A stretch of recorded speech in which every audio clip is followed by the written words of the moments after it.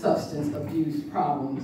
That means that they go in for treatment, and I used to do substance use disorder programs. They go in for the 28-day treatment, and they stay clean for maybe 3 months, and then they have a relapse. And then they are active users for, say, maybe another 6 months to a year, and they get clean again, and they go back and forth and back and forth. They've done studies to find out that a lot of these people that meet that criteria have serious trauma, usually from their childhood.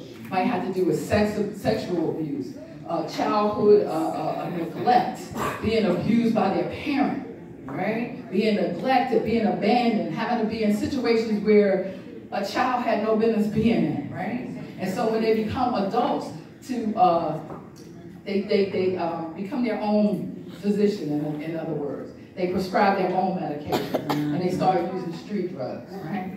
Crack, PCP, K2, whatever, so that they don't feel the pain. And so when you see people who have substance abuse that's a result of trauma, they need what we call long-term care. Not a 28-day program. First of all, they need Jesus, right? Yeah. But then they need treatment too, right? Because they need longer-term care to be able to deal with the trauma that they experience. The trauma. And they have programs. I know Salvation Army has an excellent program, and they deal with mostly men, but they're starting to deal with women too, who are what they call chronic substance abuse. You know, and I know everybody. I don't have to raise your hand. I know everybody in here either knows somebody or they are that somebody who have to deal with substance use. But you know, we can't get healed until we get real, right? Right. So when we get real about stuff, then we can start getting healed with stuff.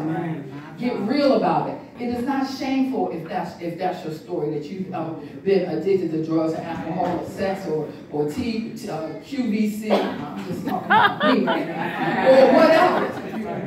The shame is in when you understand that there's something controlling you that you don't have no more control of, that you need to do something about. And let me just say one more thing about substance use. One of the definitions of substance use is compulsive use despite consequences. So what are we talking about?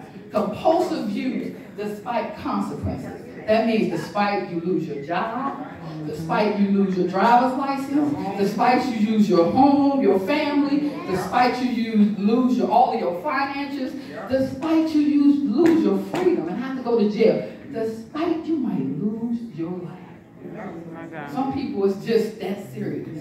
You know, the doctor done told them, you go back out in them streets, you might have to come back. That's how serious substance use is. All right.